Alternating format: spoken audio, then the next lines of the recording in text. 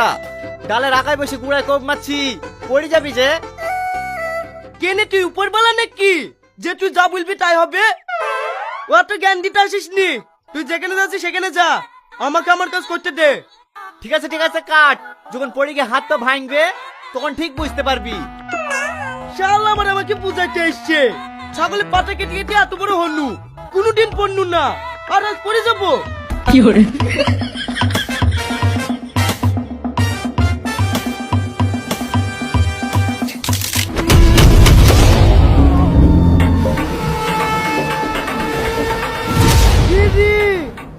ও বললো আর আমি পড়ে গেল,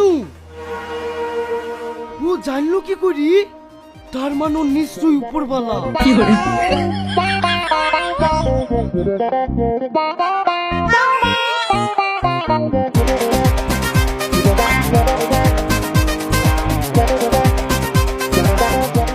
ও ভাই যাও না, দাঁড়াও দাঁড়াও দাঁড়াও, আমি কবে মরবো ভুলে যাও। ও ভাই তোমাকে এত কে ডাকছে, তুমি শুনতে পাচ্ছ না?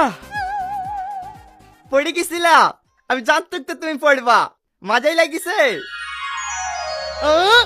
আমার মাজাই লেগেছে সেটাও তুমি জানো, তার মানে তুমি সত্যি উপরওয়ালা। বলো না আমি কবে মরবো? এ রে, তুই কবে মরবে আমি কি করে বলবো? না না, তুমি আমার কাছে লুকানোর চেষ্টা করো না, তুমি সব জানো। বলো না আমি কবে মরবো? তুমি যতক্ষণ না বলবা আমি তোমার রাস্তা ছাড়বো না। আমি কি মরতে তার সাথে কথা বলতে কেন রে? একদিন এই গ্রামে বেড়াতে এসে আচ্ছা পাগলের পালে পড়নু যে। গ্রামের লোকে পাগল বলে এটাও তুমি জানো? আমি তোমার কথা হচ্ছি, তোমাকে বুঝতেই হবে আমি কবে মরবো। এ তো আচ্ছা ঝামেলায় পড়ে গেল যে। এই পাছার আমার কাজ আছে। না, তুমি যতক্ষণ আমাকে না বলবে আমি কবে মরবো আমি তোমার পা ছাড়বো না। এই ছাড় রে ছাড়। কি করে